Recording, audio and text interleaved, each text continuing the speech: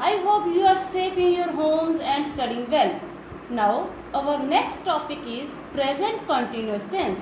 In our previous video, we have covered the following topics.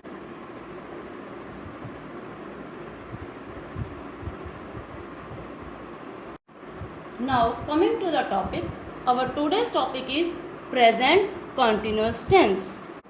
जब भी हम continuous word को देखें तो ये समझ लें कि कोई काम चल रहा है। जैसे वह फल खा रहा है, इसमें फल खाने का कार्य हो रहा है।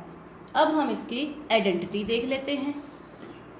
जब वाक्य के अंत में रहा हूँ, रही हूँ, रहे हैं और पंजाबी में रहा हाँ, रही हाँ, रहे हैं लगा हो। फॉर एग्जाम्पल, वह खत लिख रहा है, मैं खत लिख रही हूँ। अब हम इसका टेंस रूल देख लेते हैं। टेंस रूल में सब्जेक्ट के साथ helping verb is am are और उसके साथ वर्ब की first form plus ING. ING is must, ING लगाना जरूरी है और उसके बाद हमारा ऑब्जेक्ट। ध्यान रहे, जब subject singular he she it हो तो उसके साथ इज, आई के साथ हमेशा एम, और जब subject we you they plural हो तो उसके साथ helping verb are plus verb की फर्स्ट फॉर्म और आईएनजी लगता है। वह खत लिख रहा है, he is writing a letter. इसमें राइट फर्स्ट फॉर्म है और उसके साथ आईएनजी लगा है, मतलब भाव कार्य चल रहा है, वह खत लिख रहा है, he is writing a letter. अब हमारा टेंस रूल ही एक्टिव वॉइस रूल होता है, ये हमने पहले ही आपको बता दिया। अब हम इसका पैसिव रूल देख लेते हैं। इसमें सब्जेक्ट, जब हम एक्टिव वॉइस को पैसिव वॉइस में चेंज करते हैं, बदलते हैं, तो ये जो हमारा ऑब्जेक्ट होता है वो सब्जेक्ट में चेंज हो जाता है। हमने आपको पहली वीडियो में उसका पूरा प्रोसेस बताया था।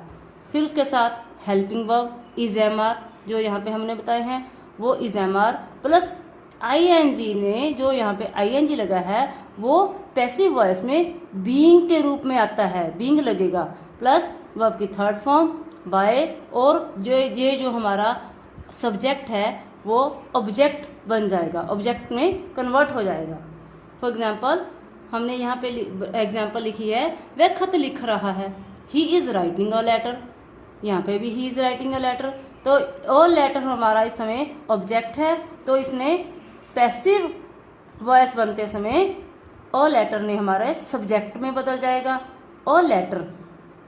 अब helping verb is being return, यहाँ पे हमारी फर्स्ट फॉर्म है राइट प्लस आईएनजी को हमने बीइंग में कन्वर्ट कर दिया। जो हमारी फर्स्ट फॉर्म रह गई वो हमने थर्ड फॉर्म में ले गए प्लस बाय, और उसके साथ हमारा ऑब्जेक्ट हिम। सेकंड एग्जांपल, आप खत लिख रहे हैं, you are writing a letter. यहाँ पे ये जो हमारा सब्जेक्ट है वो प्लूरल है, तो हमने यहाँ पे हेल्पिंग वर्ब आर यूज़ किया है, फर्स्ट फॉर्म के साथ आईएनजी लगा है, और ओ लेटर हमारा ऑब्जेक्ट है। तो जब यही हमारा tense rule active voice rule है, तो जब हम इसको एक्टिव वॉइस से पैसिव वॉइस में चेंज करते हैं, सेम है, ओ लेटर सब्जेक्ट बन जाएगा, ओ लेटर के साथ लेटर सिंगुलर है तो हेल्पिंग वर्ब इज ही रहेगा, is being written by you.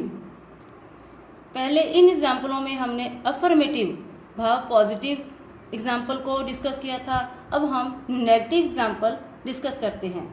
वह खत नहीं लिख रहा है, यहाँ पे पहचान रहा है वही है, लेकिन वह नहीं के साथ आ रही है, नेगेटिव है ये, तो इसके टेंस रूल में बिल्कुल सेम है, सब्जेक्ट के साथ हेल्पिंग वर्ब वही है, और यहाँ पे हम क्योंकि ये नेगेटिव सेंटेंस है तो नोट प्लस वर्ब की फर्स्ट फॉर्म आईएनजी मस्ट है प्लस ऑब्जेक्ट। वह खत नहीं लिख रहा है, he is not writing, first form के साथ आईएनजी लगाना है और फिर हमारा अ लेटर ऑब्जेक्ट है। अब टेंस रूल ही एक्टिव वॉइस का रूल है, सेम है। अब हम एक्टिव वॉइस को जब पैसिव वॉइस के रूल में चेंज करते हैं तब सब्जेक्ट सेम है, हेल्पिंग वर्ब भी सेम है। और बीइंग लगने से पहले हमने नोट लगाना है क्योंकि ये नेगेटिव सेंटेंस है। बीइंग, उसके बाद बीइंग प्लस वर्ब की थर्ड फॉर्म बाय, उसके बाद हमारा ऑब्जेक्ट। फॉर एग्जाम्पल, वह खत नहीं लिख रहा है। He is not writing a letter. और letter is not being written by him. आप खत नहीं लिख रहे हैं। You are not writing a letter. और लेटर, सब्जेक्ट हमारा सिंगुलर चल रहा है, इसलिए हमारे जो हेल्पिंग वर्ब है वो इज ही आ रही है। और letter is not being written by you. अब हम इंटेरोगेटिव सेंटेंस को देख लेते हैं। इसकी एग्जांपल, क्या आप खत लिख रहे हैं। इसमें आपको पता चल रहा है, लिख रहे हैं लिखा हुआ है तो पता चल रहा है कि एक कंटिन्यूस सेंटेंस है, एक कंटिन्यूस प्रेजेंट कंटिन्यूस सेंटेंस है।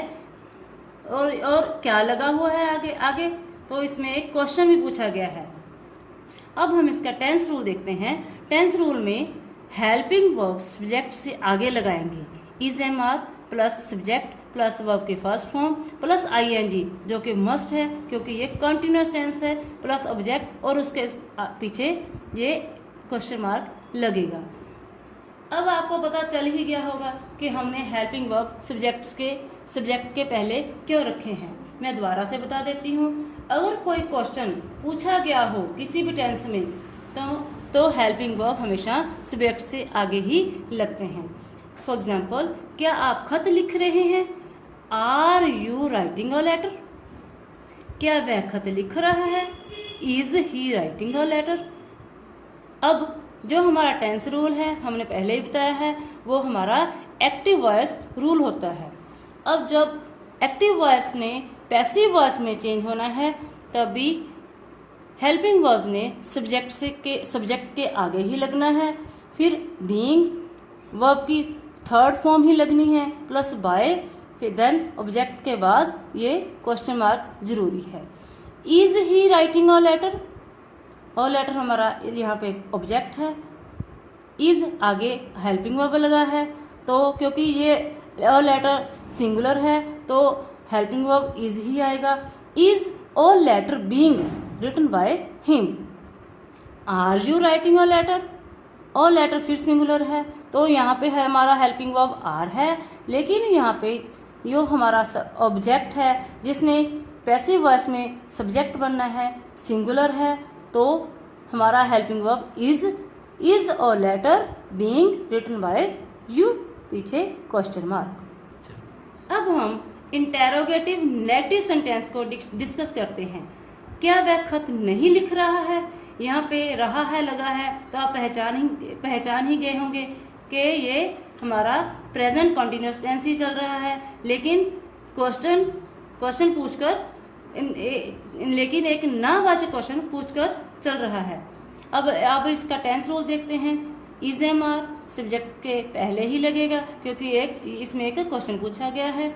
Is am are plus subject plus not plus verb की फर्स्ट फॉर्म आईएनजी जो कि मस्ट है प्लस ऑब्जेक्ट के बाद ये interrogative sign. Is am are question होने के कारण पहले ही आगे सब्जेक्ट के आगे ही लगे रहते हैं। क्या वह खत नहीं लिख रहा है। Is he not writing a letter. Not negative होने के कारण नॉट फर्स्ट फॉर्म के साथ आईएनजी और फिर उसके बाद हमारा ऑब्जेक्ट और लेटर। इज हेल्पिंग वर्ब है वो सब्जेक्ट के आगे लगेगा। जो टेंस रूल है वही हमारा वॉइस एक्टिव वॉइस का रूल होता है, सेम है। जब एक्टिव वॉइस ने पैसिव वॉइस रूप में चेंज होना है तो is am are helping verb plus subject plus not plus being verb की थर्ड फॉर्म बाय ऑब्जेक्ट उसके बाद question mark. Is he not writing a letter. इसका हम पैसिव वॉइस बनाते हैं। Is a letter not being written by him. अब हम इसको रूल के हिसाब से भी देख लेते हैं। सबसे पहले हेल्पिंग वर्ब इज, उसके बाद सब्जेक्ट और लेटर, फिर नॉट, फिर being, then third form written by, उसके बाद ऑब्जेक्ट हिम लगा है, उसके बाद question mark. Are you not writing a letter, यहाँ पे यू है तो हेल्पिंग ऑफ आर लगेगा, लेकिन हमारा जो अ लेटर इधर पैसिव वॉइस में है, सब्जेक्ट है वो सिंगुलर है, तो जो हेल्पिंग ऑफ इज ही रहेगा। Is a letter subject, not, being, write से हमने थर्ड फॉर्म क्रिएट की है रिटन, फिर बाय, देन ऑब्जेक्ट यू, उसके बाद इंटेरोगेटिव साइन। क्योंकि ये हमारे इंटेरोगेटिव सेंटेंसेस चल रहे हैं, तो अगर आप कहीं पे भी ये इंटेरोगेटिव साइन लगाना भूल जाते हैं तो आपका एग्जाम में हाफ मार्क कटना पक्का है। Thanks for watching my video. The next part of this topic will be uploaded soon on this channel. So subscribe to this channel and click the bell icon so that you get notified when a new video is uploaded. Stay tuned, stay safe.